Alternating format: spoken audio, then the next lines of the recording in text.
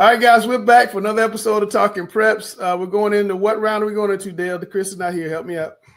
Now, yeah, it's not week now. I said round. Didn't I say round? Exactly. Round 5. Wow. Round 5. Yes, okay. 5. We got Hough AD Derek Butler joining us. We're going to talk about, obviously, the Hough-West Charlotte game. We're also going to talk about media access, and that's been an issue all year, but especially this past week.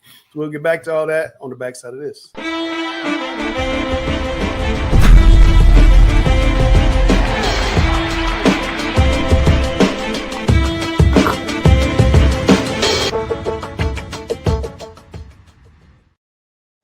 All right, Mr. Ross, since Chris isn't here, I'm dropping the question to you. What caught your eye Friday night? 2 things. First one was kind of mentioned in the, I think in the highlight people are here, and that was the Northern Guilford Ashbrook.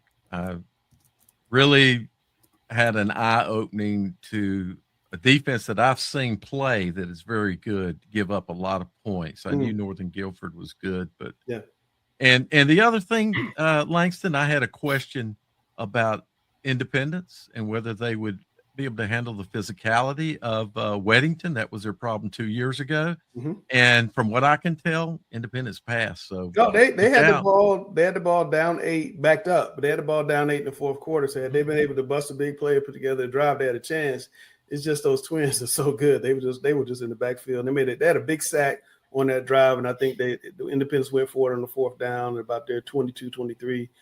I don't know which twin got the sack, but one of them got the sack, and then Weddington went and scored like 24 seconds left to make it 21-6. So it was a much closer game than if you just looked at the score, what you thought. Independence is a young team.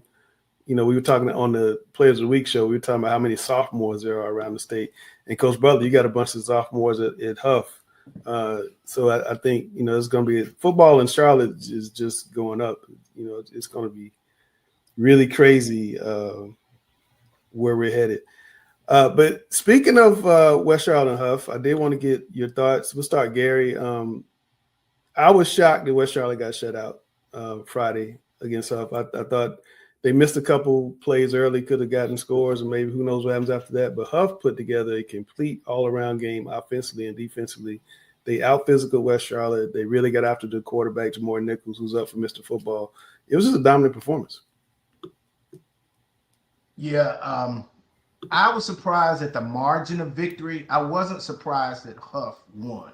You remember last week I picked Hough to win, but I did so based on special teams. I thought everything else would be even.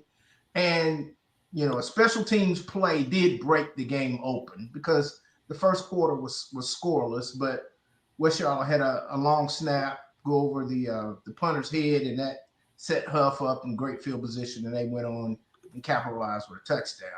But I think the margin of victory is what surprised me, not that that Hough won. I thought Hough would win. You know, I've said all along, and I'll continue to say it, that the details in West Charlotte's special teams, as well as some of their, you know, their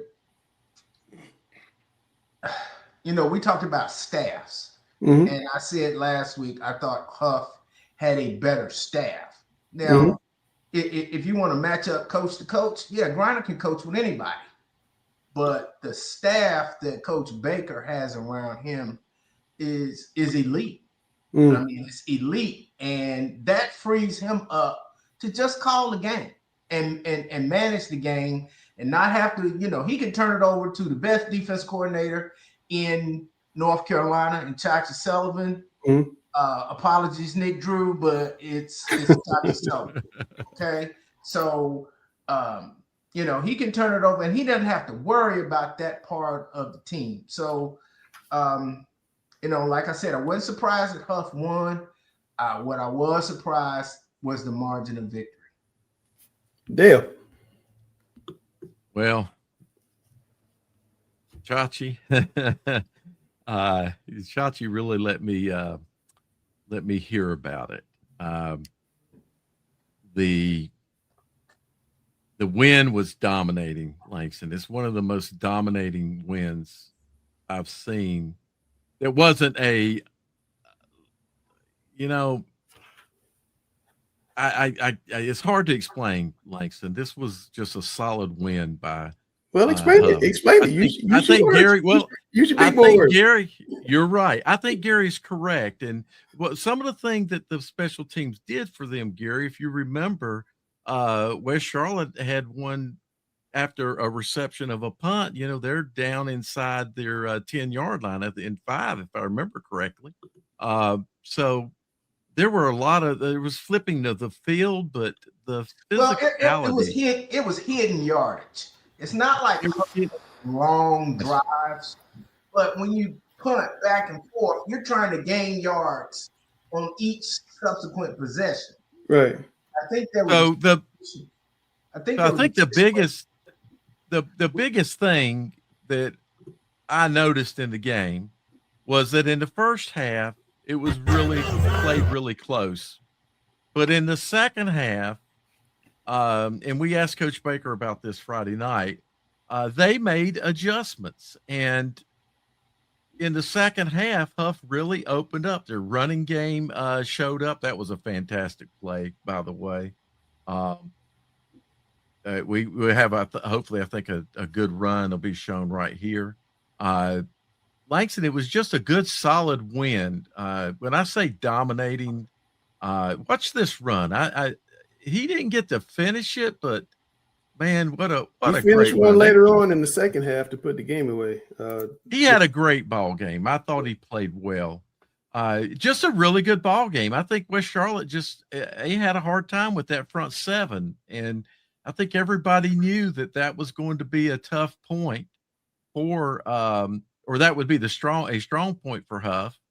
And give West Charlotte credit. They played tough in the first half, but Coach Baker said they made the adjustments with the way they ran the ball in the second half, and that really played the difference. And I did not expect a shutout. So, well, Coach Butler, I want to get.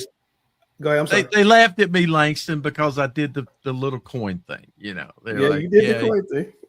Yeah, you thought it was going to be close, and I did think it was going to be close. And anybody that thought about that game had to think that was going to be a close game. You know who didn't think it was going to be close? Chachi. No, they didn't. Not a single. Told me. No, Chachi. He told me before the game on the field.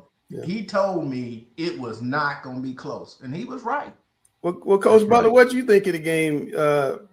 Watching it as an administrator over there. I was just proud of my kids. My kids battled. They listened to all the noise, all the talking, all the pregame antics. We just soak all that in and we just battle. So I was just proud of my kids. I'm proud of my kids, proud of my coaching staff. Like you said, Coach Baker is one of the best in the state. Coach Chachi is the best in the state, if not one of the best. So we just played hard. I'm just proud of them. So very proud of my kids. Yeah, we had heard some things about tickets and locker rooms for West Charlotte. Was there an issue with getting them sufficient numbers of tickets and locker room access at halftime? Langston, I'm so glad you asked that question. I've heard all the rumors. I've heard it all. So let's just be clear. I'll put it all out on the table right now. Every playoff game, we have offered 10 tickets to the opposing team, 10 comp tickets. Now, if it wasn't enough, their ADs would have reached out and say, hey, we need 5 or 6 more tickets. Can you accommodate that? No problem at all. Nobody asked us for extra tickets. So we gave the 10 tickets that we always give. Nobody said it was an issue to me. So we didn't know anything about people needing extra tickets. Now, regarding the locker room, nobody ever asked us about a locker room. So I was never requested upon me to give a locker room. But Friday afternoon, Coach Baker did receive a call from one of the assistant coaches at West Charlotte and asked why they weren't given a locker room. Baker told him, nobody requested a locker room from us, and Coach Butler is not going to put anybody in a dirty locker room. So I make sure our custodial staff deep cleans our visitor locker room before we put any team in it. Obviously, it was Black Friday. We didn't have a custodial staff there at 3 o'clock in the afternoon. So that's why they didn't have a locker room, because they didn't request a locker room. Is it just not standard practice to have the locker room for the visitors? I don't know. Not necessarily. So the locker room that we use for our visitors is our PE locker room. Yeah. So our gym class used it on Wednesday, and obviously we weren't in school Thursday or Friday, so we weren't, we just didn't have it deep cleaned. So standard practice for the playoffs is, if you want a locker room, you ask for a locker room. It's not just necessarily given to you. Fair enough. But I want you to hang around for a second, Coach, but I did want to give a little bit of shout out to the sophomore running back. I got to find the video. Jamarion Morrison, they call him Boogie, had 120 yards of rushing and that big carry in the fourth quarter. And we talked to him after the game. Obviously a big win for you guys. Second half offense really opened up, and you're a big part of that. Yes, sir. I just want to say shout out to my whole line, man. They came out, they handled business all night. They made sure I was doing my job. They were making sure I stayed safe all night, and I just can't do nothing without them. Let's go get that ring. When y'all scored that third touchdown, it seemed to really kind of break the game open. Did you feel that way? I mean, yeah, I feel like I had a lot of pressure on me, so I knew I had to make something happen. I knew if I made something happen, then the team was going to follow my back, so we had to get that win. Obviously, Hough has been trying to get the state championship a long time. How special does this feel? I feel great, man, to be the first person to ever make it to the state championship in Hough history, and I'm proud of my team. All right. Gary, you made a point. I just realized that kid was in my driver's ed class this summer, too. Small world. Coach Butler, Gary made a point Friday night. He said, you guys got to be careful that you don't win the state championship in the regional championship round. Is that something that you guys are discussing over there? Is it we do have another game to play and West Charlotte was the state championship? So I try to stay out of all that. You know, I'm not a micromanaging AD. I let my coaches coach. So the conversation that I did have with Coach Baker this past week was let's not look past West Charlotte thinking this is our state championship. You know, we got 2 games to play. We got 2 complete games to play. So was my message to him, and I left it at that. Yeah, that's a good thing. I think Gary makes a good point. I think that's a good point as well. Before we let you go ahead. I think the important thing is you have a bye, so they can get all that back-patting out of the way this week. Everybody can pat them on the back all week long, and then they can game preparation. Millbrook. I will say this though. I asked my buddy Ethan Royal to come on the show today. You know, he's always been telling me we're going to talk soon. So I said, it's time to talk now. He said, no, I'm going to wait till I state championship game. I want to keep my mind focused and my head clear. I thought that was a pretty mature response. So that's that. But Coach Butler, we've been talking in the chat throughout the season, and even more so even when Gary and we host the basketball show as well, with this media access issue in high school sports. I go to basketball games and I see like just rows and rows of people on the baseline, most of them very, very young. I was at the state championship basketball game a couple years ago, and my 40-year experience photographer was on his knees on a table because they literally had 237. That's a real number, photographers at the game. And none of them were like, professional media. They're just there to do Instagram, whatever it is they're doing. And I think it's a safety issue. I remember Chambers had the issue a couple years ago where you're supposed to stop at whatever that yard line is, 35, whatever it is, and there's a line of people from there to the end zone. And Dale's running into this issue as well. People don't understand, protocol down there. You can get run over, you can get cleated, any kind of thing can happen to you. Explain to people how many media credential requests you had this week and how did you handle it? Because I know everybody, including some of my guys, weren't happy with what happened. Yeah, so it's so funny that you said that number of 237 at the state championship. Previous Friday, when we were playing West Forsyth, before the clock hit 0, I had 3 media requests for the following week already. By the time lunchtime came on Friday, we had 233 media requests. Kids as young as 11 years old reaching out. So anybody with a camera these days feels like they're media. That's not how it works, So to answer your question, how we handled it, we sat down with administrators, found out what a good safe number of people would be, and we allowed 32. So we allowed 32 media personalities and media personnel to come cover our game on the field on Friday. Now, 32 might not sound like a big number, but it's a lot of people. Like each company had about 3 to 4 people with them trying to get every angle, all the things. And to kind of figure out who we were going to allow in, if you've covered our games throughout the year, you have first priority. There's been some media personalities, some of your guys, like you said, have reached out and said, oh, we've covered Hough. Only game they've ever covered was the Bank of America game. So, I mean, if you can't tell me you've covered one game and then expect to be on the sideline for this one. So we gave priority to the people who've been to at least 4 of our games. Okay. So that's just how it went. The other ones were bigger companies, and then essentially first come, first serve. I've had some people that, I actually denied them, and they were big media companies. We actually had a guy that shoots for the Panthers that was denied, but he was one of the last people to reach out. We were already full. It is what it is. It's safety at the end of the day. Good. Coach, what was the policy? And I was told this came from downtown. I don't know. But what was the policy as far as coaches with a coach's pass getting on the field? Got you. So that's another great question, Gary. I appreciate you asking that. So it didn't actually come from downtown. It came from the state. So the North Carolina High School Athletic Association says if you sell out to capacity of your arena, do not take any of our passes because that is a fire marshal issue at that point. So once we sold out the 3,500 tickets that accommodated our stadium, we had no more room for anybody. Those of you who were there, you saw people were standing all around the fence. People were standing down on the hill, on the home side. There was just nowhere else for people to go. So that's why coaches and other media personality with the High School Athletic Association passes weren't allowed in. Okay. So to address that, it's always, or at least I say always, it's been that way as long as I can remember, Coach Butler. I have been in a situation, I think Langston told me he was in a situation himself where attended a game, got there later than to get in. It was sold out, and they said no, didn't matter what pass you had, you couldn't get in.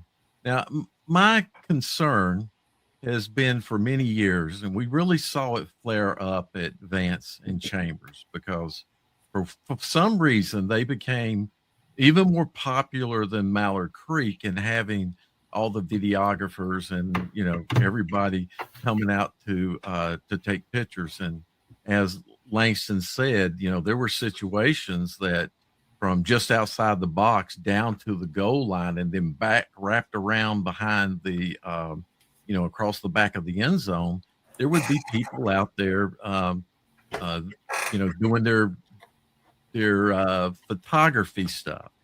And most of them, you really question whether they are. So my question to you, and I have seen it at Hough, but not so bad. But I've seen it increasing because, of course, Hough is a very popular program, and it happens with all the programs. My concern has always been how many people are on the sidelines and getting around and seeing in some situations, some of these people are just not cognizant of their situation, and I'll see them plop down on their butt on the sideline a yard off the field and sit there and, you know, get their ground level video. So my question to you is, how do you see that? How can we address that so that this is not an issue going forward, that we have safer sidelines? I think as an administrator, you just have to be cognizant of what's going on.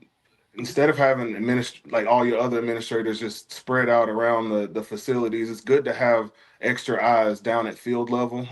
I stay on the sideline myself personally, so I walk. I constantly see where everybody is. I'm handling those situations, but I don't know that there is a way to stop it without just addressing it on a case-by-case basis. You can say it till you're blue in the face, but until someone gets hurt, unfortunately, that's probably when it's going to strike a fancy for everybody.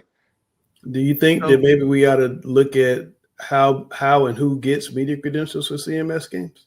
So that ends up being a state issue. I don't know how they do it at every other school, but you have to have NCHSAA media credentials to get field access at Hough. So I don't know how they do it everywhere else, though. So let me answer that. Because this has been addressed in CMS, and the way that NCHSAA has always sent it down to us is that those passes are not credentials. Credentials are the outlet that you work with.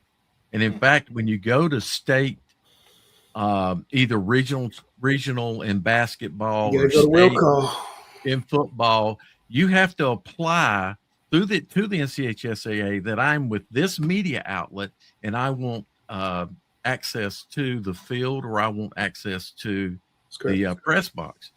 Your media passes will get you through the gate into the stands. Now, what CMS has done, we've had big games. We've had we've had games with Butler and Independence that filled Memorial Stadium before they tore the things down. But Langston, you remember the Providence game, the game at Providence with Independence and Butler.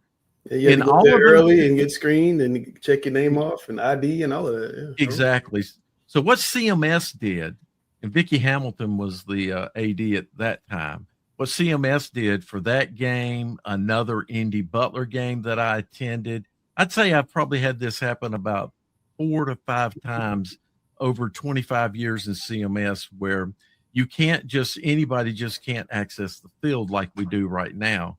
You actually had to get pre-approved by CMS. And it wasn't, as I remember, it wasn't the AD at the school that we were playing at. It was downtown that handled the credentialing, if you will, of who could access the field. So I think it is something that can be done and should be thought about. Are too many people getting access to the fields, guys? Is that an issue? Yes, there are. Yes. I think there are. Gary, what do you think? Jim? Well, go ahead. You know, some of the access is coming from coaches. You know, the deeper you get into playoffs, the more coaches have Friday night off. True. And they want to see. You know, I saw at least 5 head coaches at the game Friday night. Right, and they want to be on the field. And they want to be on the field because that's where they always watch the game from. Right. That's what they're used to. They don't want to be in the stands answering questions from parents about, you know, should the coach do this? Should the coach do that? What I need to do to get my kid to come to your school? And those kind of questions. So coaches feel more comfortable down on the field. And, you know, being a former coach myself, but this man just told you had 237 applications. But now that I'm older and it gets cold, I'd rather be where I can see and where I can sit down. Right. But you know, Friday night, I'm running into coaches, and like I said, I'm friends with people on both staffs, Hough and West Charlotte. Right. And the Hough guys wanted me to come down on the field. You know, they told me, wait a minute, coach, we're gonna get you a credential because you need to be down here. Right. You know, and that's when I met Coach but Gary, my point is, this man told you he had 237 applications, one from an 11-year-old. Are there too many people trying to get access, and should that number be limited? I worry that somebody's going to get hurt. Yeah, and a lot of these kids, they're not media. They just want to like post on Instagram. Because I emailed Coach Butler on Monday, and we had a back and forth, and he explained to me, and I was like, cool. And he told me flat out, he said, hey, coach, show your pass and you'll get in unless we're sold out. So get there early. He told me that. So I didn't have a problem with it. But Langston, how do you control 237 people requesting? And Jim, I'm sorry, I forgot you had something to say. But you can't control 237 people asking. I would do what the state does. If you want media access, I mean, like getting into the game with your pass, that's one thing. But if you want to be on the field, you want to have access to the press box if there's room, you have to, go through an application process, get a lanyard or something at the will call, just like you do when you go to the ACC game or Panthers or anybody else. Agree. Now, I'm going to say this, Jim, and I'm going to go. Catawba County, if I remember correctly, that it's Catawba County, they, as their LEA, controls field access at all games. Alex is not here anymore. You just said LEA. Jim, I'm sorry. Go ahead. Go ahead, Jim. What you got? Well, I was going to say, I've been doing this business for many years, 15, 20 years, and I've yet to make my first penny from any of this. I don't go to one game or one school. I think I went to Hillside 2 times this year. I believe I went to Bartley Yancey twice. I go through, from Raleigh all the way to Greensboro to Clayton, you name it. Pittsburgh. I cover a general area. And the reason why is I want to promote high school football. I want to promote the coaches. I want to promote the players and stuff. I want to give them to get as much exposure as possible. And that's what we do here at Talking Preps. We're not in here for the money. We want to make sure that our subscribers have a good idea what these players are doing. They need to get the credit. And what we need to have here is many people in the media, the true media, I'm not talking about these 11-year-olds, 12-year-olds, or girlfriends of a photographer or whatever. So you're calling for a vetting process, is what you're calling for. Oh yeah, big time, big time on this. That's all I'm. And I mean, that's the thing about it is there's some people that really do need to have media credentials, be able to have access, and denying those people is a disservice to maybe to the players, maybe to the coaches. Mm-hmm. And talking about the coaches over in Charlotte-Mecklenburg, how much money have they made off in the playoffs since they've been in there? Zero. That is the big problem right there.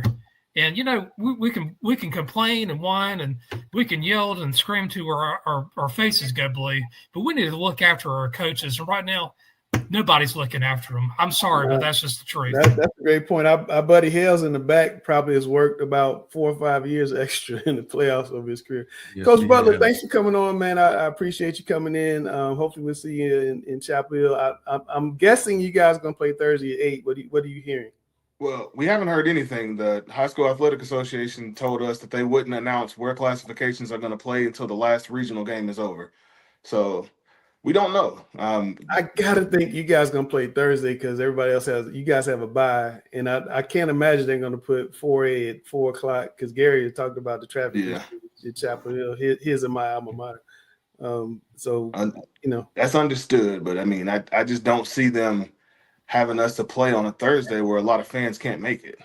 Yeah, it'd be interesting. You still think there's a possibility that they move 8A to Friday? Is that what you're saying? I don't, but he does. I do, but no one really knows. Yeah, we'll find out next Saturday. Probably. You have 2 schools coming from, as Alex would say, the 2 biggest LEAs in the. That's correct. That's correct. We're gonna bring a ton of fans, Coach. We need to rent that big Greyhound bus going up there now. We'll look into it. Hey, Langston, before I go to again, I appreciate you guys having me on, but just one more thing I wanted to say. I have heard that Coach Griner is upset with me. Said I felt like I was taking shots at him when I asked and advocated why is my coach not on the East-West game. If that hurt your feelings, buddy, I'm sorry. I'm gonna advocate for my guys. That's what my job is. Well, I will bring Coach Griner in, but we can't have a yelling match. Oh no, I'm good. We can have a conversation. Yeah. Well, Coach Griner, give you a chance. Here's the thing, and look, that's exactly what I was going to say in my final statement, which I don't need to do. I would, as an AD, I would advocate for my head coach as well, no doubt. I think that's what you should do. I think you made it a little personal. No big deal about that. Like you would say, I guess I can read it again. It's just like no disrespect. That's neither here nor there. You guys whooped our tail. That's not look sour grapes. Not trying to have that. Only thing I was upset about was the tickets, and there's the message right there if you want to read it, where you can put it up on the screen or whatever. But it says right there. I texted him on Tuesday, and I said, "Look, 10 tickets, man. Are you kidding me?" And so, my daughter comes to every game, but I had to give tickets out to my coaches. And Baker said, "I'll hit you up," and he says, "Nah, we've been giving out 10. That's for conference games." And I'm like, "We ain't even getting paid, so you want me to pay $100 for my family to come to the game?" So I was like, I've made a pregame speech, and I was like, family, I was like, we're going to win this game. And I was like, I'll get your tickets to the state championship game. My daughter was crying because she couldn't come to the game. And it was so hard to get 10 more tickets. It was upsetting. And then the locker room thing, we're always provided for. That's whatever. That's what it is. If it wasn't ready, and we didn't have school Wednesday, by the way. It was Tuesday was the last day of school. But the thing is this, it was a little bit of warfare going on, which is fine. And you guys handle it, and y'all took care of business on your end. At the end of the day, that's what it is. I'll remember it, and hopefully we can grow from it, and maybe we can get you the next time. But you earned it. Y'all did your deal. But when I got my text message from my daughter that she was crying, it messed me up. So personally, it made it personal for me now. When she's telling me, my wife is like, "Hey, you're going to have to calm Charlie down because she can't be there at the game." And I was like, "Look, I got to give these 10. I got 17 coaches. I got to give these tickets to them." And I was like, "You know what? It's okay. It's okay." So when at the end of the game, I broke my promise. I said, "Look, I'm sorry we didn't win." And it was a good moment for us to have. But sometimes you need this type of fuel to get better. And y'all are just way better than us right now. And but appreciate you. And nothing personal. You do advocate for your head coach. You should do that. But I think you got a little bit of vendetta against me. You heard some stories that maybe not be true or whatever. But you do that. You keep supporting your guys. I was a little upset about the ticket thing more than anything. And just, y'all take your shots. It's all good. I can take it. I'm a big boy. I took it on the chin. And then when at the end of the game, I went to go shake everybody's hand. And nobody really wanted to shake my hand, which is cool. And I'm good with that too. So it's all good, man. All right, well, Coach Butler, I'm going to give you the final word, but I will say it sounds like there was some type of miscommunication on tickets. So hopefully next time, whoever's the host game, if you guys meet up or somebody else meets up, we can get that handled. But Coach Butler, you get the last word. All right, so the last thing I'm going to say about this whole situation, I sent the tickets over to the West Charlotte athletic director, and I had nothing back from him. So if you reached out to Baker, that was between y'all. Did he ask you to reach out to your AD to reach back out to me so I could get them to you, or what was that conversation like? Conversation. He said, I'll read it. Yeah, I said, man, you got it. I said, your AD. He says your AD has them. Send them on Monday, 10-4, because with the way you transfer them, I can't transfer them out. I have to use it all on one slip. The way that you're transferring them out, I said, look, I can't transfer the tickets. It has to be transferred a certain way where I can transfer it individually. And then please tell your AD to send 10 more. He sent only 10 tickets. And he said he sent 10, laughing out loud. I'll hit him up. I said, thanks. And it says from the AD. So the AD heard word that I was asking for tickets. That's what we were giving everyone in the playoffs. 20 was our conference. Mm-hmm. So that was Tuesday. Again, that was on a Tuesday. Again, I think there was just some miscommunication there. It's unfortunate. But Coach Butler, thanks for coming on, man. We'll see you in Chapel Hill. I would prefer it be on Friday, but I have a feel this company on Thursday. But we'll catch up there. All right, thank you, guys. All right, man. Take care of yourself. Yes, sir. All right. As Coach Derek Butler, Sam, that's big of you to say some of the stuff he said. I know you're gonna get your little digs in there, but that was big. So after the game, Baker won the game, so he had something to say to everybody on Talking Prep. Well, Coach Capone, we wish you the best for next week. I know you got a big game over in Greensboro, and we also have a fellow coach that won a game today, Coach Baker over at Hough. I'm sure the two of you probably have some things to celebrate about. Yeah, congrats to Hough, man. That was a dominant win. Well, we trying, man. We trying. Oh yeah, you can be happy for a little bit now. You got a whole bye week now, so you can be happy right now and then get going. I got a list of names I need to run off, man. People that be doubting us, like Chris Hughes and Coach Hales and Langston, and always what Hough gonna do, and Chris never he's never happy for us. He never gives us any credit. Everybody's on the West Charlotte bandwagon. People seem to forget that they lost to us 40-14 last year. They forget. Capone, I don't get it, bro. I don't get it. But hey, that's where you want to be, man. No one's gonna give us a shot at Grimsley, and our kids are going to appreciate that, man. We like being the underdog. So hey, we do too. But at some point, you got to give credit when credit due. All right. Well, credits due to Hough. They won the game. Dale, just your thoughts on this Hough team. I mean, they do need to finish it off. They can't leave it short. And I know Jim. I'm going to ask Jim about Millbrook in a second, but they do need to polish this off. Yeah, they do. Now, I thought about what Coach Baker said Friday night, and almost to the coach, not every coach.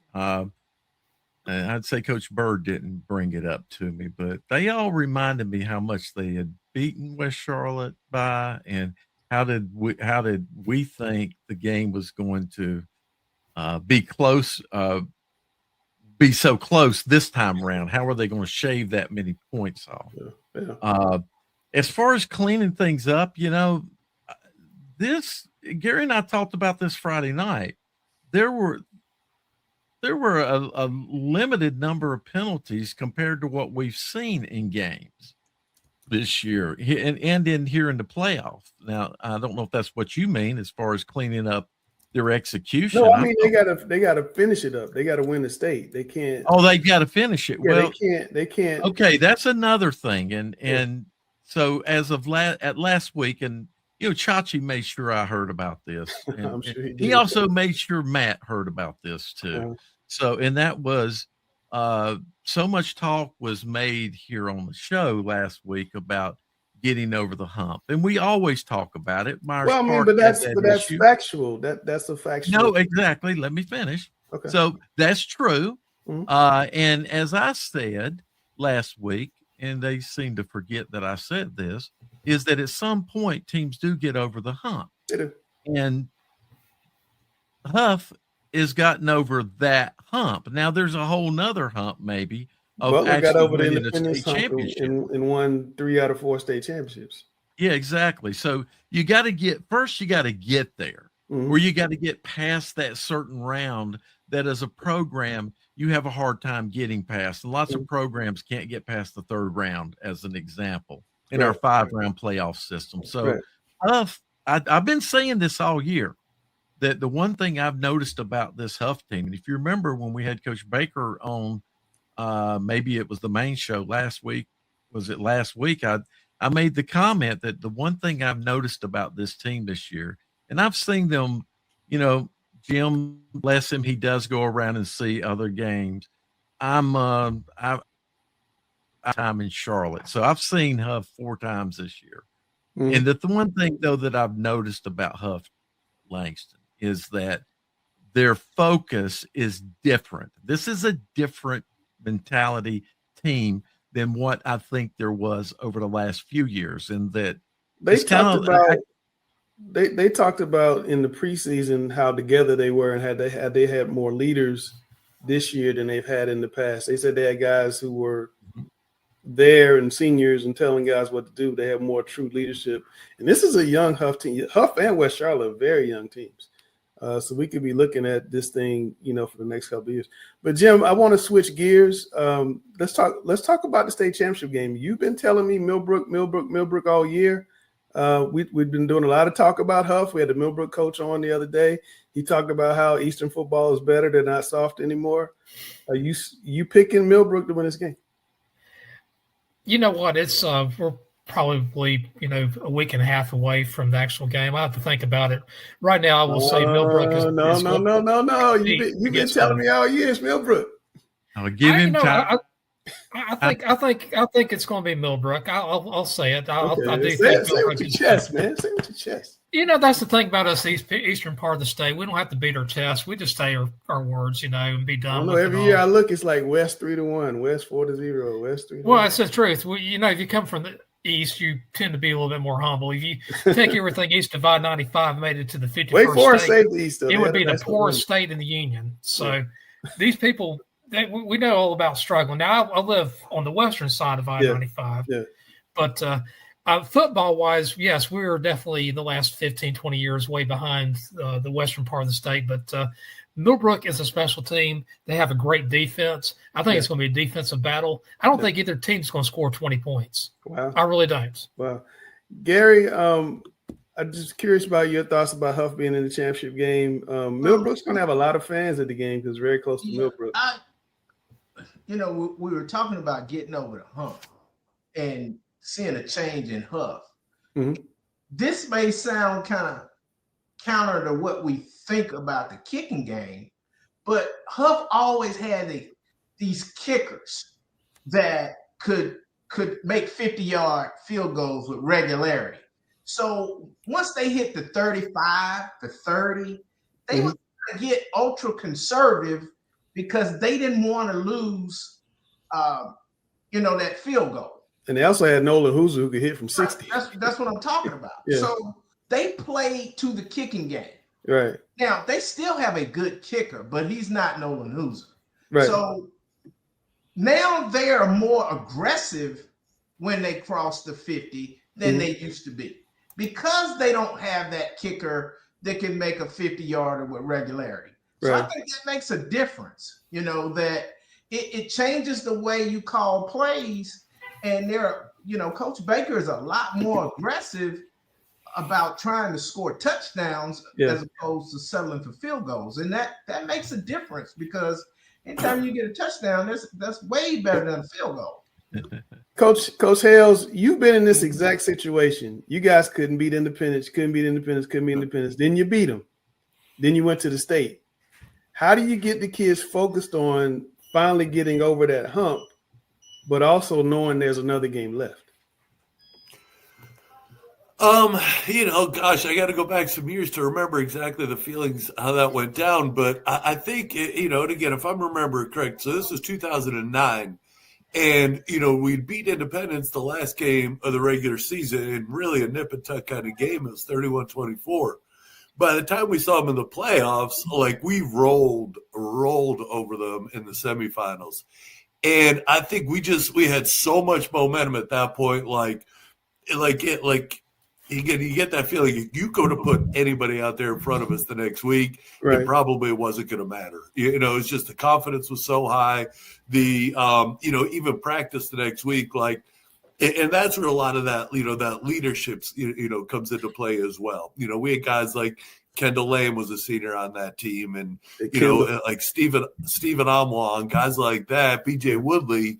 That just were able to be like, yeah, that's great. We still got another game to play, but it just, and especially getting there for that first time, like I said, just that emotion and that confidence, it's hard to overcome that stuff. Yeah, that should be a heck of a game. Two unbeaten teams running into each other in the state finals. All right, we're gonna take a quick break and get to the breakdown of the playoffs. Turn Jim loose, but these are our players of the week, Gary. I'm gonna tell you, the guy that caught my eye is that last guy, Cameron Clem. 456-8 against Community School of Davidson. He follows it up with 377-4 against Corrigan, who we know is a really good team. Anybody catch your eye? That's what caught my eye. Well, this kid right here, he's gonna have, maybe after the championship game, he may have close to 2,000 rushing yards just in the playoffs. Yeah. Not taking into consideration the regular season. That is phenomenal to have that type of, especially this deep. Because there are no bad teams now. Right. There's nobody that got in on the participation system. Everybody gets a trophy. Everybody that's playing now or this past weekend is a legitimate good football team. Yeah. And so put up those kind of stats against good football teams is phenomenal. That's a real thing. He's having a phenomenal season and a phenomenal postseason. All right, we're going to take a break. We're going to come right back and talk about all the games and all the classes right after this break. Hey, this is Chris Hughes, host of the Observer's Talking Preps. Proud to say that our show is growing and growing and growing, and we've got a brand new schedule. Mondays at 8 p.m., get our players of the week. No more waiting. Then on Tuesday, 8 p.m., catch me and Sam and all the guys of the number one show in high school football in North Carolina, Talking Preps. Wednesdays, 8:30, Dale Ross and Jim West will host Talking Preps OT Live, talking about statewide issues, trends, and interacting with viewers. And don't miss our post-game show Fridays at 11 p.m., where we wrap up all of the night's actions. At Talking Preps, we've got you covered all week. All right, we're back, guys. It's time to break down the playoffs. I am not Chris Hughes, so I have to defer to my man, Jim West. Let's start with the 1A, Jim, and the 2A. We'll start over on the 1A side. We got a state championship game coming up between Robbinsville and Wilson Prep. You and Dale have been telling me about Robbinsville all year. I guess we're not surprised. Both teams winning blowouts in the city. Yeah, I was pretty sure Robbinsville would win in the West. I just didn't see any team was at their caliber. Wilson Prep, they did have a couple really good wins the last 2 weeks. They beat Kip Pride and then Northside. This championship game is going to be a really good one. I think Robbinsville will be slightly favored, but I don't see it. I think it's going to be something like a 31-26, 31-27 type of score. So Wilson Prep's record is deceiving. They must have played a lot of really good teams along the way. They played a 7A Clayton team. How many 1A teams that play 7A teams? Jump on my man Scott Chadwick. Yeah, you got to be bold to do that. Yeah. So yeah, I'm going to pick Robbinsville in that game. If we pick it, I don't know if we'll pick it, but I will pick Robbinsville. All right, let's go over to the 2A side, Jim. Starmount and Murphy have advanced. We just talked about the kid from Murphy, and Warren County and Tarboro have advanced. Is this the Tarboro Invitational? It doesn't matter who wins in the West. Pretty much so. I hate to say that, but it's death, taxes, and then Tarboro is going to win in the East. Those are the three things that you can pretty much depend on. Tarboro, this will be the ninth time that they've been in the regional championship that they will win in a row. So I think Tarboro, it's going to be between a 31-point to running clock type of advantage. I saw Warren County play a couple weeks ago. They have a good, talented team, but they're not Tarboro talented. So it's going to be a pretty tough game for Where's Tarboro located at? It's about an hour east of Plymouth, I'm gonna say probably 30, or excuse me, an hour west of Plymouth, about 25 minutes east of Rocky Mount off of Highway 64. Is it? I mean, they just have that program there rocking so good, or is it a boarding school for crying out loud? Well, you know, that's 9 years. No, they have the kids in the. We had the coach on with Grice and you actually. Yeah. I remember he was talking about how they start them in elementary and they run that system all the way through. It's kind of what Catholic used to do. He's an Ohio guy, right? Craddock? He's from Ohio. God, I think he went to Kent State too. But Hales, I want to ask you. Makes sense. Hales, I want to ask you a question. You're the coach of Warren County, right? Warren County, let's go. You know how good Tarboro is, and your kids look over and see they won 54-7 in the semifinal, in the quarterfinals. Oof. How do you get your kids not to scoreboard watch and not to be intimidated? You're the Warren County coach. So how do you get your kids not to be intimidated going into Friday night and going to Tarboro? I don't have the first dang clue how to do that with those guys. I don't know. No, I mean, to me, you just look at it and say, hey, like let's get through the first quarter. Let's get us in, like whether we slow down, whether we take our time. And if it's 7-0 or whatever, if it's a one score, let's make sure we got a one score game at the end of the first quarter. And then let's see if we can kind of make it a one score game at the halftime and just try to put some pressure on them somewhere, try to put them in a position that they're not used to being in. But as far as preparing for it, I mean, have a good plan for taking up helmets and shoulder pads, I guess, because that's rough, man. That's rough. One thing that I'll say about you guys. One thing I'll say about Tarboro, they had a trouble with Kinston about 3-4 weeks ago, or I think it was like maybe week 8 or week 9 of the regular season, and that's the reason why Kinston went vertical. Warren County, I saw them play or pass the ball twice in the game that I watched. One was intercepted, one was incomplete. So it's going to be a tough one. Yeah, that's one of those like.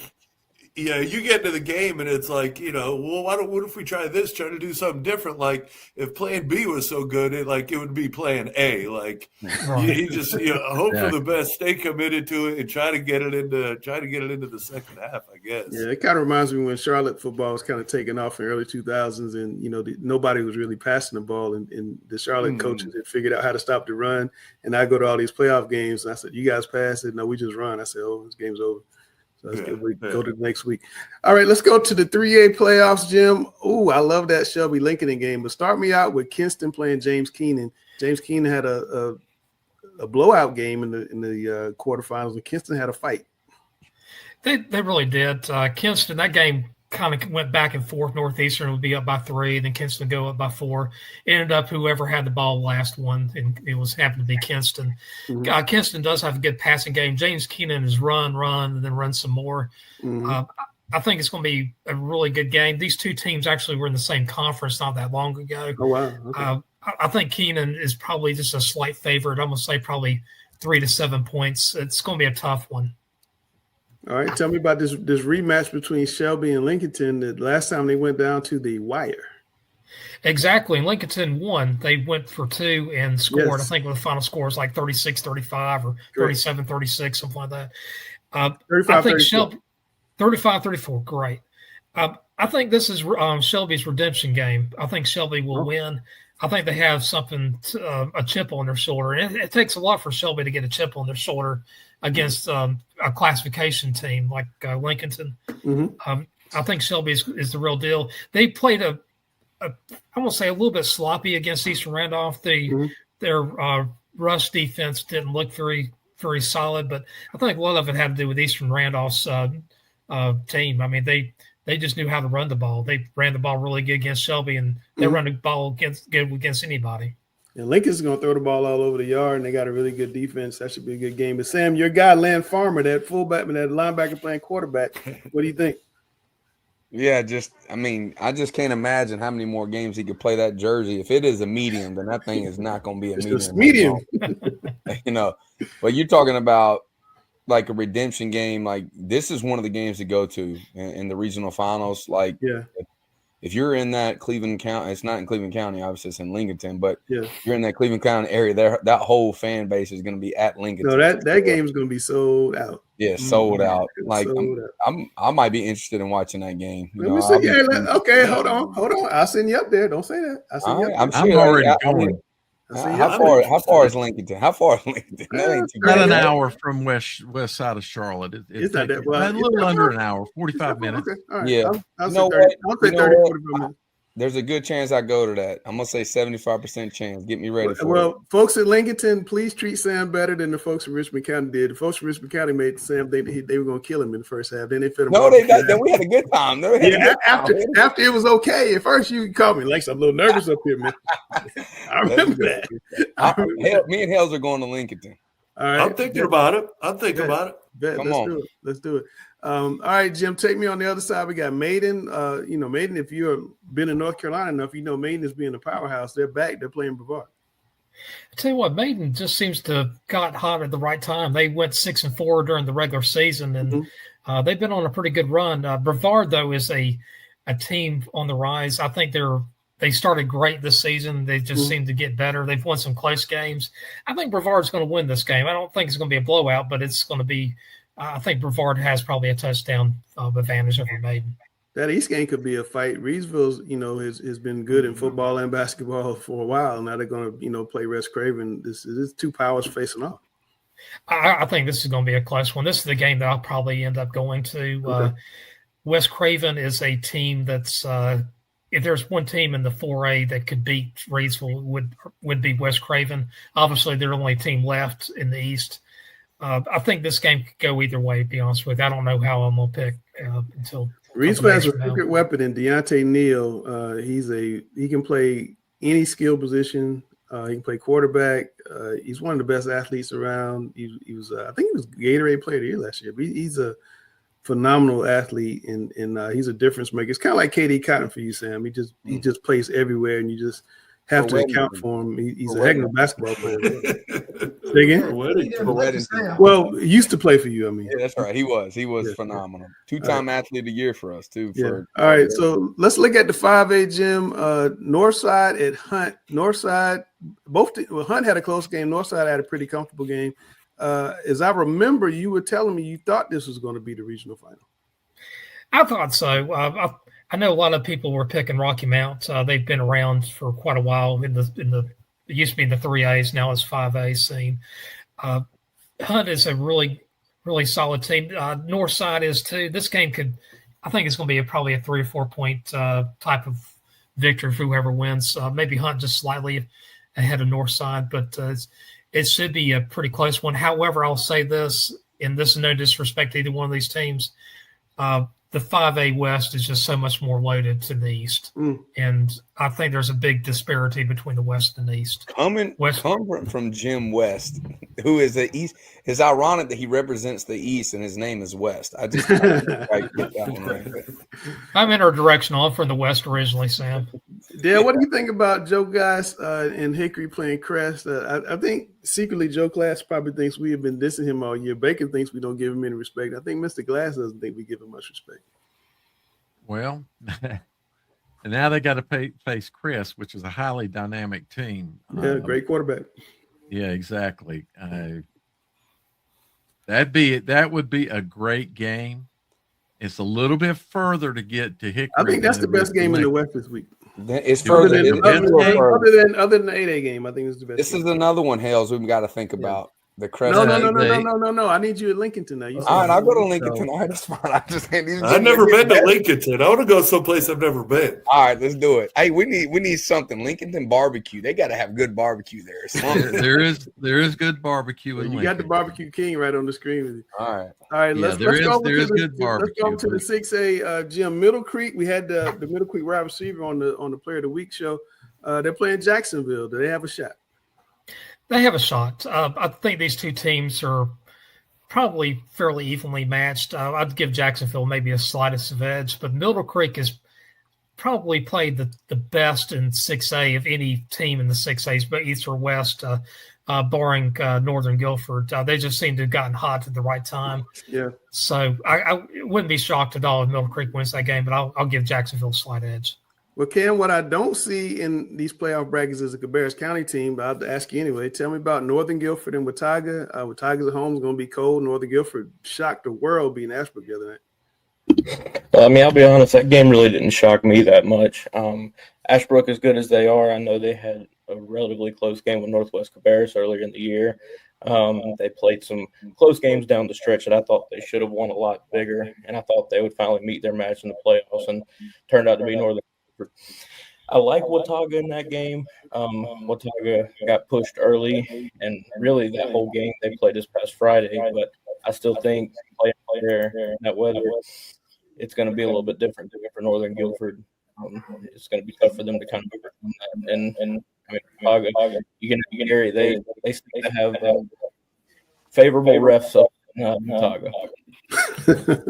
Don't get Gary started on the referees at Watauga. Were you surprised about Hickory and J.M. Robinson? Hickory scored late to win. I was surprised how close it was.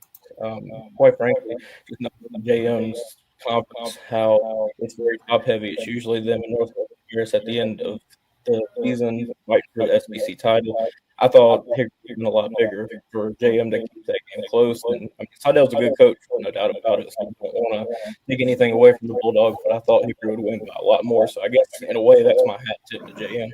Now, Seidel was on the show with Dale and Jim on Wednesday, and he talked about how, you know, in the preseason, he thought they were getting their heads kicked in. He wondered what was going to happen during the season. And what happened was they got blown out by Myers Park in week 1, and we all kind of jumped off the bandwagon, and they ran off, I don't know, 10, 11, 12 straight wins and played Hickory darn near to a draw. Jim, all that said, let's talk a little bit about this Northern Guilford and Watauga game. You know, we've talked week after week after week about how hard it is to play at Watauga and how cold it is, and every week it gets a little colder.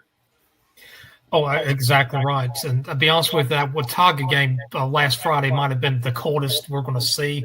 I don't know if it's going to be quite as cold this next Friday or not, but it's definitely a big home field advantage. I know some people said there's no such thing as home field advantage, but there is. I think even middle physical, you can name it. And while it's the same for both teams, I think Watauga might have a little bit more used to it than Northern Guilford. But I'm expecting a really good game. I think Watauga pulls it out. I think they finally get over the hump, like we've just been talking about Hough getting over the hump. Yeah. I think the same thing's going to be with Watauga.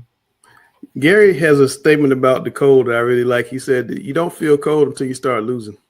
Yeah, you don't get cold until the fourth quarter. You look up at that scoreboard and you start sensing the finality, and you just watch. I saw it Friday night. More and more people get close to that heater. Yeah, it happens. It happens. All right, let's go to the big boys. Let's start over in the 7A East gym. Our friend Scott Chadwick getting close to a state championship game. He won one in Maryland. Now he's trying to go to one in North Carolina. You know what? I do like Scott Chadwick quite a bit. I saw Clayton and Cleveland play a couple of years ago, and Scott is somebody that makes a program better. He's a program builder. We got a couple of program builders on here right now with Sam Griner and Coach Hells. Scott Chadwick's in the same group. Colonel Gibbons, that program has arrived.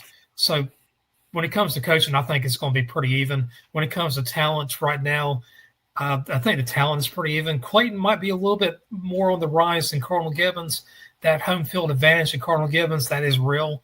I'm going to take Cardinal Gibbons in a close one. Cam, you've seen this Weddington-Grimsley matchup before. What do you think? This is like the third time they played, I think. What do you think about I've seen this matchup a lot. Going back to 22, I went up there for that regional final after Grimsley beat Hough, and it was a close game. I mean, all these games, I think minus 23 was actually pretty close. If you just look at talent across the board, I think defensively Weddington's a little bit more sound, but I think offensively Grimsley's probably more sound. It's really going to be a battle of wills. It has been in the past couple of years. I think if Weddington's front four get enough pressure on quarterbacks for the Worley stays on Brandon, I think it could disrupt their rhythm a little bit. I mean, you just look at what Reagan did. I mean, Reagan was only down by 3 at halftime against Grimsley, which kind of shocked me. But once Grimsley settles in, it's hard to stop them, and they settled in that second half in that game. But if I had to pick right now, I'd pick Grimsley. But, I mean, Capone, he's got a winning record that surpasses most, if not all, coaches right down the state. So there's a reason for that. The man's 101-10, Sam. Weddington, I'm sorry, not Weddington, but you saw Faison Brandon up close and personal. This is probably his biggest game since they played you. Has he had enough games since he's been back to get ready for a team like Weddington in a game of this magnitude? Oh yeah, without a doubt. The thing is, but Weddington's clicking on all cylinders as well. Right now, this is a great ball game to go to. Definitely one of the top 3 you can possibly go to in the state. I think this is the game in the state this week. Yeah, it can be, and we're going to link it today. We're going to say that's a big game too. All right. So, and then obviously the Crest game and all that stuff. So, phenomenal game. Rooting for both of these coaches, phenomenal head coaches, both of them, top notch character. Both of them, you got to put up there as the best 2 coaches as of right now. In the state of North Carolina.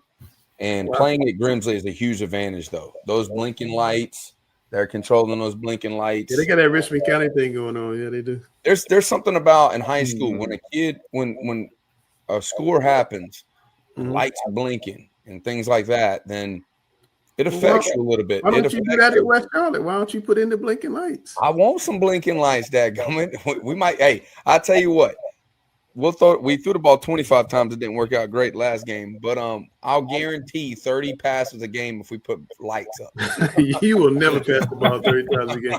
Hales, what do you think about this game? No, I think it's because of both games that I'm really interested, and it's the caliber of coaching, and not just the head coach, of course, but the entire coaching staff. Four phenomenal coaches.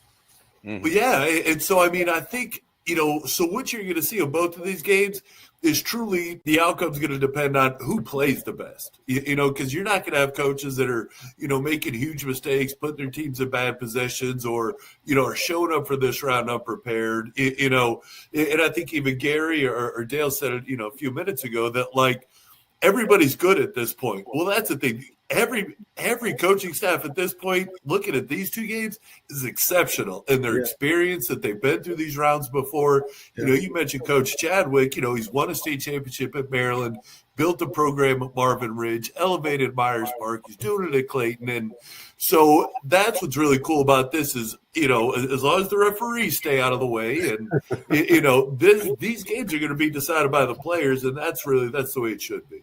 Yeah. Dale. Yeah, I don't know that I can add anything further other than, I think everybody's spot on. I mean, I think it's going to come down. I don't want to kill this. The game, if you look at it schematically, I think that you're seeing number 4 for Weddington. You're starting to see KD a lot more on defense. I think them building some athleticism in the back end for Weddington is going to be critical in this game. Grimsley has a way to affect you on the perimeter because the ball comes out extremely fast. You're going to have to use that 7 to stop the run because they use the quarterback run game and their running game. Their O-line is phenomenal. So, but it's easy in the past, Grimsley, if Weddington didn't address that, the back end, they can get the ball out quick, and those athletes, number 1, and some of those other guys get the ball in their hands, and they got a huge advantage against their DBs. I think that Andy Capone's done a good job with his defensive staff. Obviously that staff's been there for a long time. They're using their athletes on the back end, and I think that it's going to be a closer matchup. You could see a 1-score game in this for sure. How much does it help Weddington? They played a pass-happy team, a really good pass-happy team, just Friday night against Independence. Yes, but the thing is, too, that the difference is, I picked Independence earlier, and I was going to, Andy reminded us that you picked Independence. He did? Yeah. I mean, and I'm great friends with Capone. Like, I really like that guy a lot. But I wanted to pick somebody from our conference. I thought that they were rolling. They were clicking on all cylinders, and I was rooting for them. And that's what you should do, kind of. But, Andy Capone can handle that. He likes those underdog roles and stuff. And going into this game, they are the underdogs. And I think that he likes where he stands, and I think he'll motivate him, and they'll play even better in it. And they got a real good shot. It's not a dark horse chance. It's not. They literally have a good shot at winning this game. The biggest thing though is, and you say better than the rest of us do. Like Grimsley's got that guy. It doesn't matter what you draw up. Like you could have the best call, the best scheme. doesn't matter. Like this kid could just cancel all that stuff out. So, you know, I think there's a better path for Grimsley. Just again, like I said before, like the best player on the field's got the ball in his hands every play. No, that's absolutely true. But that said, I'm picking Weddington in this game. Cam, what do you got?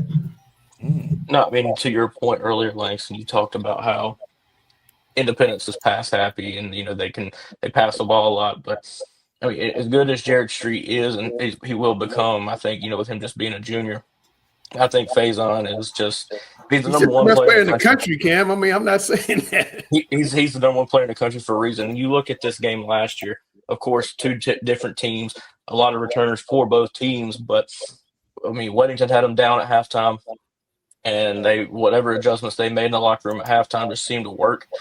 They got Weddington rattled, got them out of their rhythm offensively, stopped the run game really well. And then offensively, they just hit a spark, hit some plays. I remember one play was like a tight end screen where basically the whole front shifted to the right, and everybody thought it was a run with Mitchell Summers. Tight end just flared out of the backfield. He was essentially butt naked and just wide open. And just some of the play calls in that second half that Coach Brown over there at Grimsley ran were just really high level for high school. Yeah, Mitchell Summers just had one of those games that, you know, you talk about in the barbershop for 50 years from now, nobody believed it really happened. That's the one guy that's not there though this game. You know, you gotta take that into account. It's true, but I mean, their second and third option, even now they're first and second option this year. They're still really good running the ball, and they've got a huge offensive line. And I mean, you guys bring up the name Summers. Like I remembered another quarterback from up that way with the same last name. You know, that single-handedly took us out in 2011, took Mallard Creek out in 2011. That was James Summers up the page. And that's just – that's the thing. I mean, with Faison, I mean, it's the kid that you can't replicate that stuff in practice. Like, there's no way to simulate that stuff. He can pull that thing down and use his legs. Gary, I have a question for you, though. Is this going to be a holler game like this? You know, I don't know if they do a lot of posturing. I think they don't have to convince themselves that they're good. You know, both coaches said this wasn't going to happen, and it happened. Look at it. There's a whole lot of posturing. I thought it was funny. I thought it was hilarious. Hey, we on our side of the 50 over here. All right, calm down. Sam, is it true you came out with no shirt on? That's all I want to know. Is it true? No, sorry. There's a story. Did you have the guns out? Did you have the guns out? It wasn't no plan. I can tell you that. But when we didn't have a locker room, okay, when we didn't have a locker room, I was like, I saw our kids running out there with no shirts on. I'm like, dadgummit. And then they said to me, Grind, are you with us or you're not?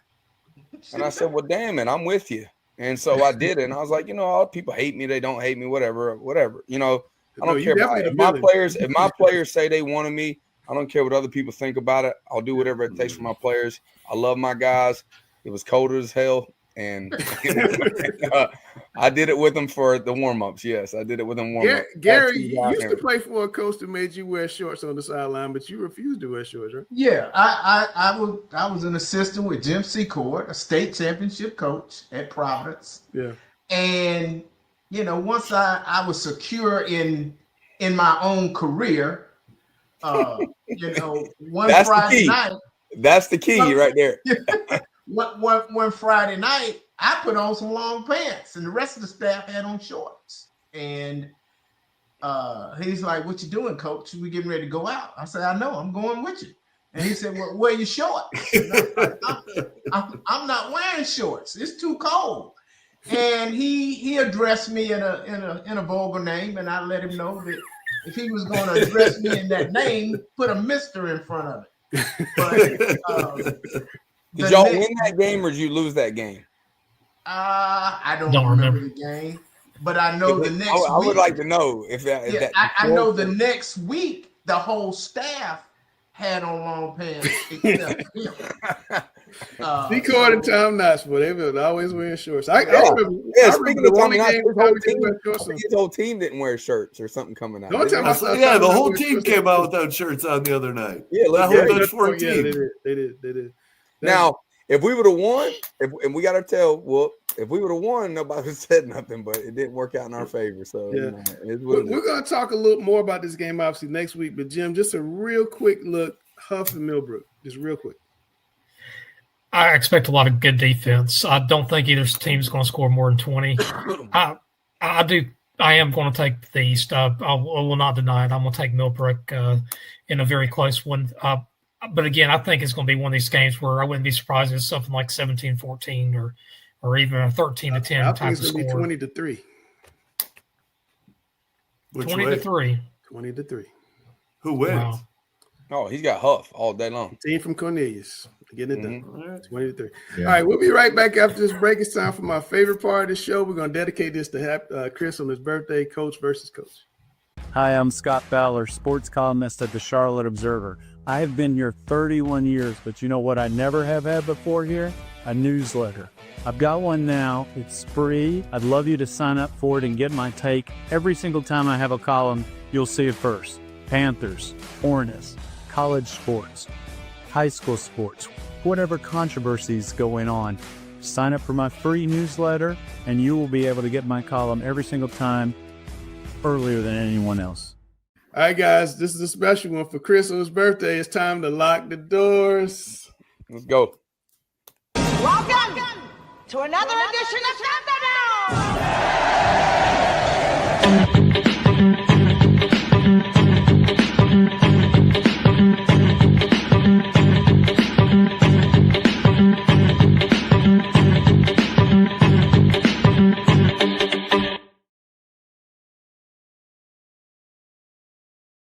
Man, this is our next to last show of the season. I'm gonna miss you guys every Sunday filming this stuff.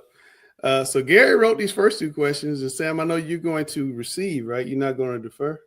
No, I'm changing now. I'm deferring now. You're deferring. Okay. Oh, come on. The loss is changed. Come on, bring it. I'll change you want it? Yeah, dude, you gotta go. You gotta go. I'll go. All right. Come on.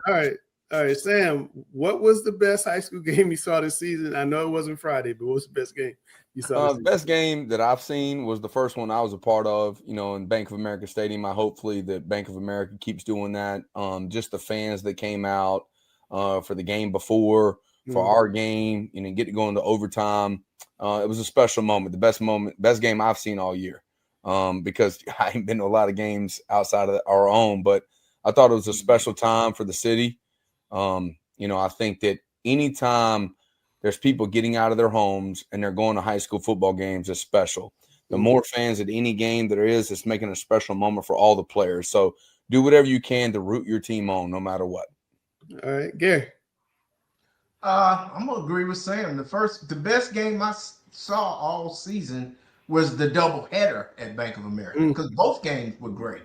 Yeah, they were competitive, and there were a lot of big matchups throughout the year, but none of them, based on names and reputation, but none of them were close. Right. None of them were close. The only close games where you had both sides having a outstanding reputation and all this anticipation was that opening weekend at Bank of America Stadium. So those were the two best games I saw all year. All right, Hales. Yeah, obviously I had the same problem Sam did, right? I get to see a lot of other teams other than my own play this year. But, a couple of things that really I'd say got my attention, along those lines were, the games at Bank of America Stadium. I love that the Panthers are involved and getting involved with high school football and making it a big deal again. One of the games that I did see through Film Exchange was the Lake Norman Mooresville game. And, I think it was really cool about that was just like the number of people that were already like down on the track and things like that. So to see like that there's still that excitement and communities still come out and support their schools like that, like that's something I think like, if we're talking about getting these schools back on track and enthusiasm and things like that, we need to see more of that stuff. We need to make sure that, these games stay affordable so that these people can get out and see these games and be in these environments that, same like you grew up in, seeing around here in Charlotte and guys like we saw growing up too, like where the whole community come out. So like,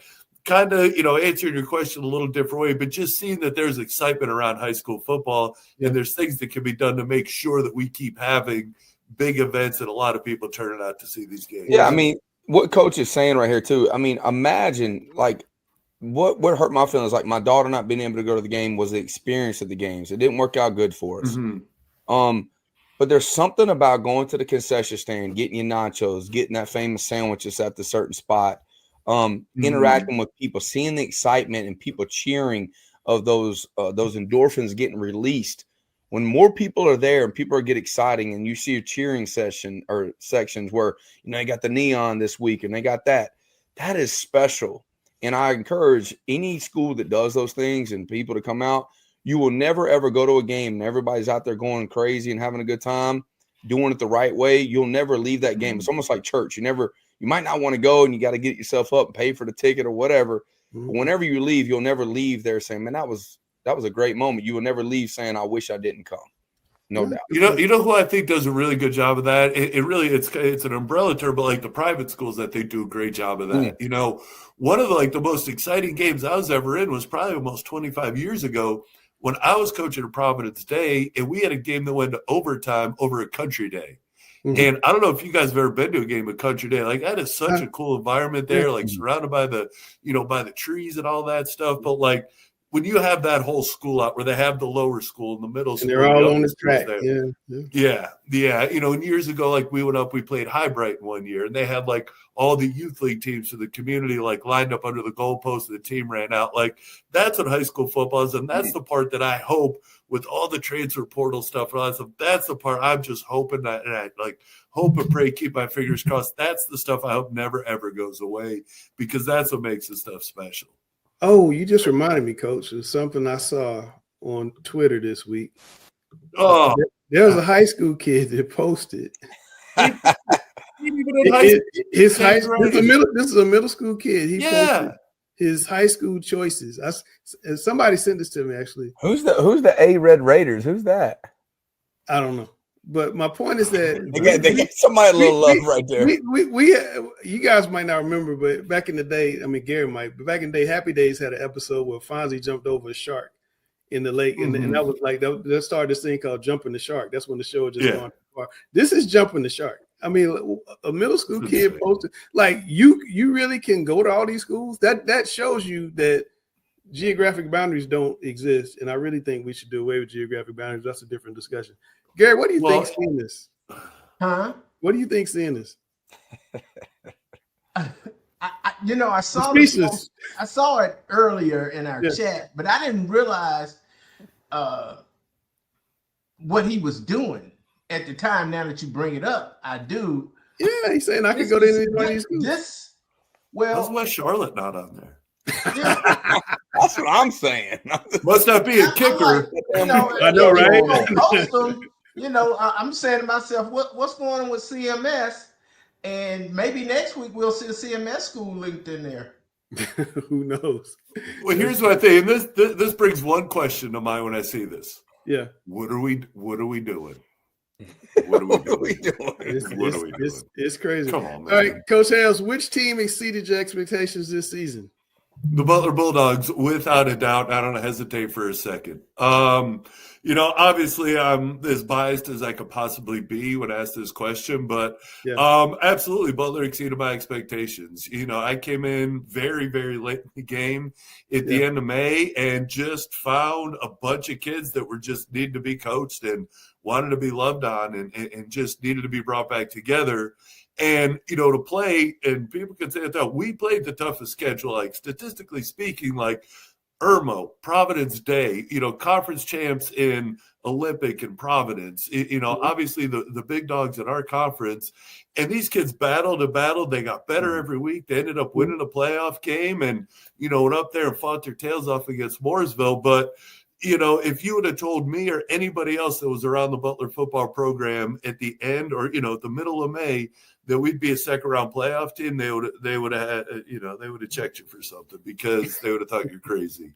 So no, I think Butler absolutely exceeded our expectations, and I couldn't be more proud of the season that we had. All right, I asked you this question a couple of weeks ago, and you gave me the Bill Belichick answer. Yeah. Are you going back next year? Every day it's just I got to wake up and ask myself that question, and I haven't made a decision as far as what's going to happen with next year yet. I'm going to love Butler no matter what I do, and whether I'm actively involved with coaching the football team or I'm taking a hands-off role or I'm nowhere to be seen, like who knows? But, because if you would ask me at the beginning of May last year, are you going to be coaching Butler football next year? I would say absolutely not. And look where we ended up. So if there was one thing I learned this year, it was, you don't know what the future holds in store. So, got to have some conversation with some people and see how things are going. And we'll see. But, I got a question. Yeah, go ahead. How many years do you have in North Carolina?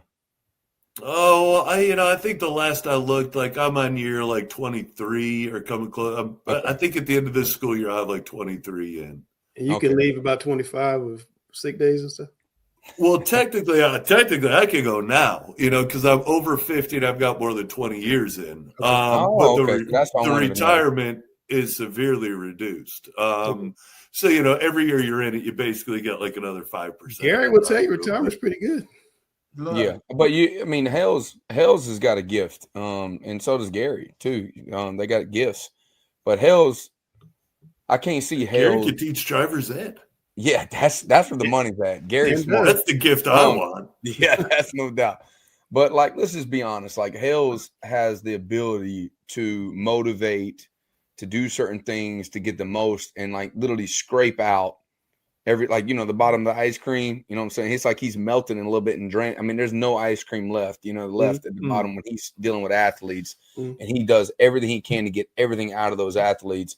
And it's a gift. Not everybody can do that. So it's almost a disservice if he's not coaching somewhere, to be honest with you. And, having him on the show, I don't know if our show would be any successful at all. I know it sounds like a last remark type deal, but thanks for coming on our show, Hales. Cause I'm going to tell you right now, this show is nothing without you. I don't think I think you bring a different element, no doubt. Definitely elevated. All right, but back to the question, Mr. Garner. What team exceeded your expectations? I got two. The first one's going to be South Mech. I think Joe. Good call. I thought Joe did a phenomenal job and was knocking on the door a lot of times and made their team very competitive and beat some teams that we weren't expecting. Yeah. And hats off to Joe because he's a grinder. He lives in that weight room. He makes those kids believe, and he's had a lot of athletes leave, and he keeps the grind going. And he exceeded my expectations and probably a lot of others. The other one is the job that Jupiter Wilson's done. They say where coaches go to die, and he didn't die. I think he exceeded. I think there's a buzz around Garinger. They won their first game. They were competitive in some other games, and I think they're only going to go up. And this man's taking on another family, and he's got a couple of kids staying with him right now, and they're big too. Smart, he got the blindside kids with him, big five. Smart move by him. But just hats off to him. He exceeded. We all wanted him to do well, but he exceeded my expectations, and he's taking over the wrestling program right now. And so the man's just a worker, and just super proud of him as well. Gary. Kudos on the thing about Jupiter. I talked to him last night. He told me he's coaching another sport, and you knew he was going to coach another sport. I knew he was. And he told me when he take the Garinger job, I'm gonna concentrate on football. One guy, but Ashbrook surprised me. I wasn't counting on them to go undefeated. Yeah, nobody. They only lost one game, and that was a playoff game. Yeah. So I think Ashbrook surprised me. Providence surprised me. Oh yeah, that's a good one.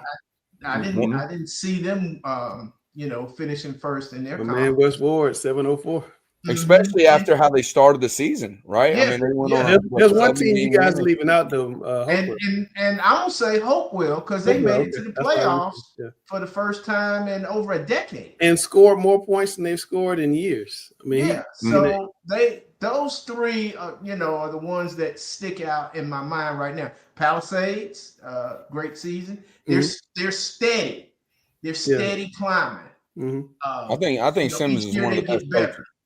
I think Simmons is one of the best coaches out there. I think he does a good job at starting a program, and he's very disciplined in what he does. He's one of the good ones out there. Yeah. All right, Gary, last question since you're on the screen. There's a proposal that the NCHSAA Board of Directors is going to talk about this week, to allow schools with low participation or declining population to combine to form one team. We saw Cannon combine with Concord Academy, I think it was, and they formed a team years ago. So what do you think about that? Two NCHSAA schools saying we're going to combine to make a team in whatever the sport is. I'm thinking of all the unintended consequences that can come out of this. It sounds good. Okay, everybody gets to participate. No cutting. There's no cuts. So there's no cuts. I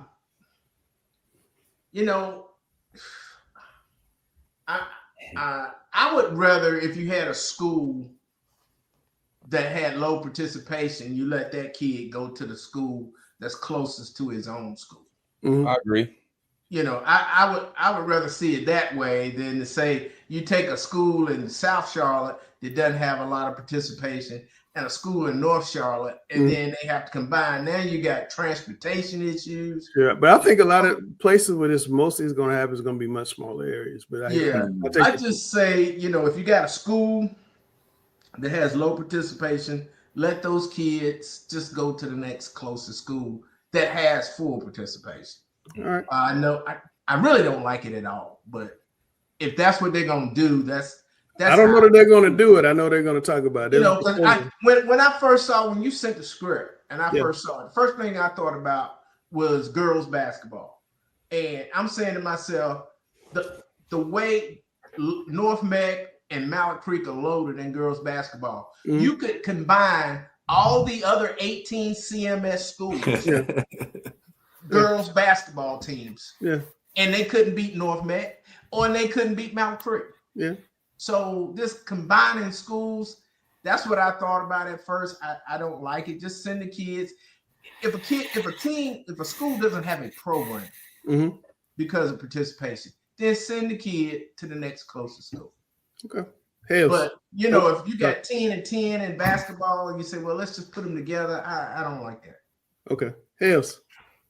I think one thing as coaches, we're kind of predisposed to think of, okay, what's the worst thing that happens if we do? And you are, whether that's a coach or a parent, I think that's the same thing. Like, what's the best thing that happens? What's the worst thing that happens? Yeah.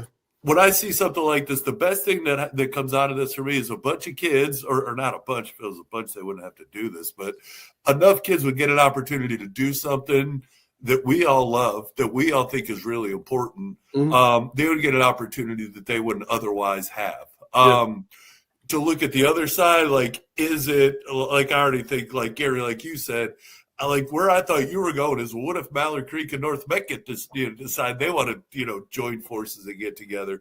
Because I think you would have people that would say, hey, how could we rig this to where we get, start to be able to put together these super teams? Because I think that's where we are, again, that whole. Well, the proposal actually asked the association to come up with parameters where that type of thing would happen. And, I think you'd have a hard time selling somebody in North Meck and Mallard Creek have declining participation. Right. And not enough people put together a team. No. And that's so based on that, like I said, I don't think that would happen. In West Meck? Yeah, I mean, I'm not saying people wouldn't try to kind of work around that or try to way to kind of work the system, but again, kind of off the worst case, best case, test. I'm all for it. I'm all for it. Give kids an opportunity to play this game that's done so much for us that can help you in your life in so many different ways. You know what would be easier, and of course, we have a Mecklenburg County centric mindset. But I'm saying, say if you just mentioned Berry or West Meck, okay? If a kid say they want to play baseball and West Meck doesn't have enough players to play baseball, that's a very real thing. That could be a real thing. Then you allow that kid to just transfer schools. Period. Just go to a whole. Okay, that brings into your transportation issue, though. Well, they got to find their if I want to jump in, take the bus to West Meck, bro. Well, here's the deal. I think it should be open enrollment, and then you only have these buses to go to this place. Open enrollment anyway. Open enrollment, and then these are the places that bus. If you want to get bus transportation, this is exactly where you have to go to school at, because this is the parameter where the buses go. If you want to go to another school because they have a great wrestling program and you're a wrestler or whatever the case may be, or you want to be a part of this football program here, or you want to do something, and you don't live in that area, you have to provide your own transportation. That's kind of how the Magnet work. That's kind of how the Magnet schools work now. And all you have to do is you just provide. If someone's going strictly for just sports, you make it educational purpose. What you do is you just put parameters on there with the attendance. You know, like everything is built in with a certain attendance rule. And so like everybody has to be at school to be able to participate. If you have so many days, then you're disqualified now to be involved in that sport. You know, you could do certain things without having a, you know, if you have a doctor's note, if it's unexcused absences when you get past this amount, you know, whatever the case may be.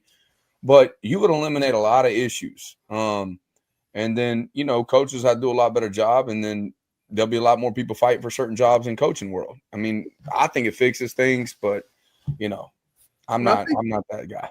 I think it's a more of a targeted thing towards the smaller schools, but you know, we'll see what the board decides to do. Dale, you have any thoughts on this policy? Yeah, I think that the intent is not to create power programs, but to look at programs. And you mentioned an example of let's use your example of Berry and West Mecklenburg, because we do have low participating numbers in sports here in Charlotte. Now, Olympic sports, yes. Yeah, exactly, especially Olympic sports. And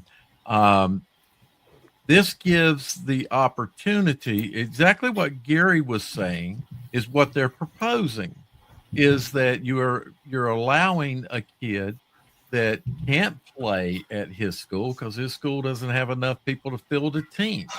And thus you're allowing those kids, say you had 4 kids, say you had basketball. Let's say it was basketball because the numbers I can work out. So you got 4 kids that want to play basketball.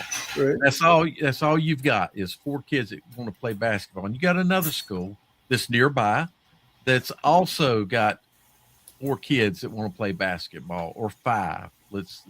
Something like that. So now you would allow those 4 kids to play at that school. The problem with taking and having them transfer, Berry's a good example. People send their kids to Berry for a specific reason, the educational environment. But they're not talking about transferring schools. This would just be for sports. You would still go I know, Berry and but play sports at West Met. The proposal here was made that should be done.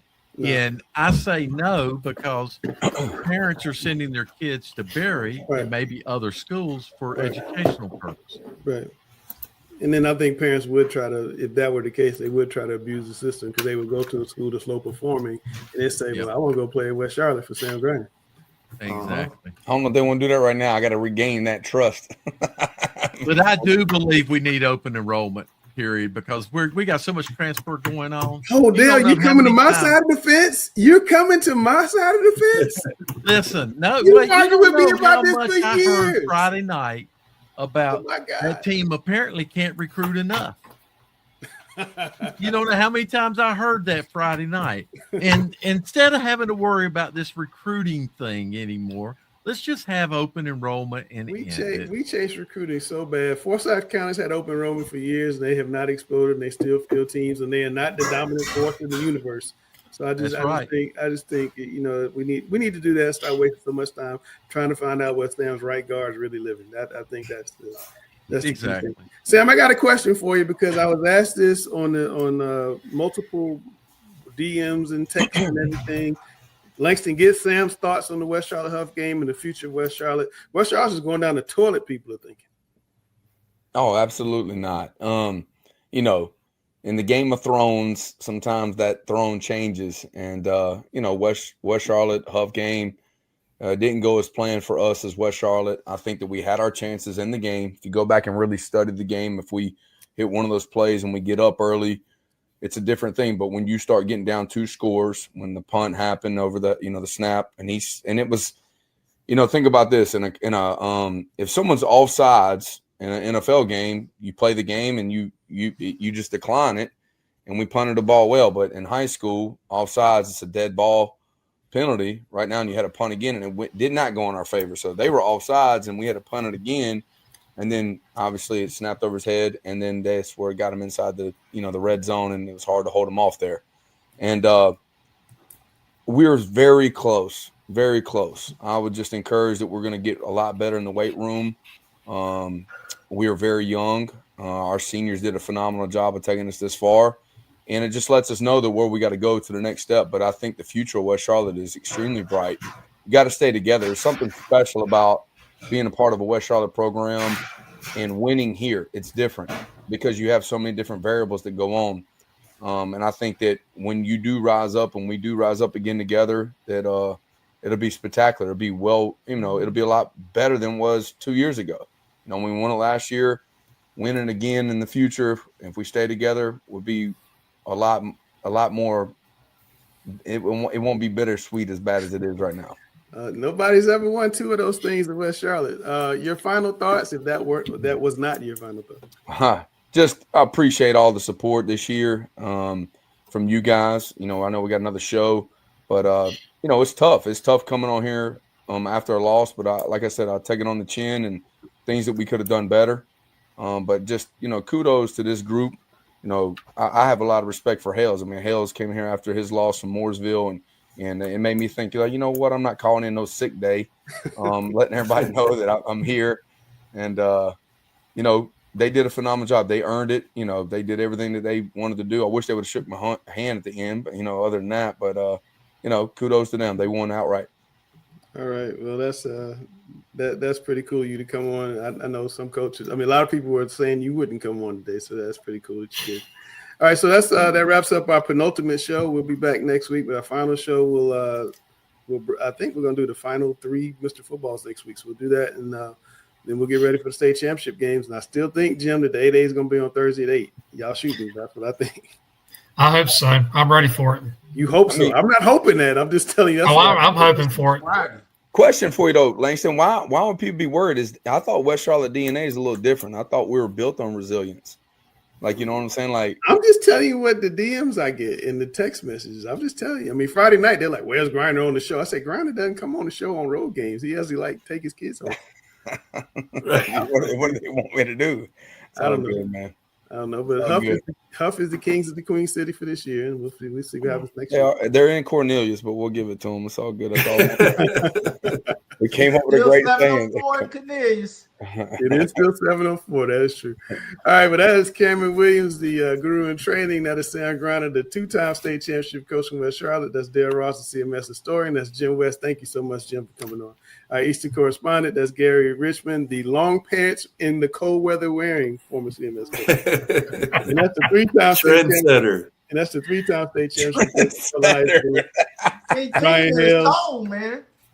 That's and after 2.5 hours, we are finally done talking. Finally.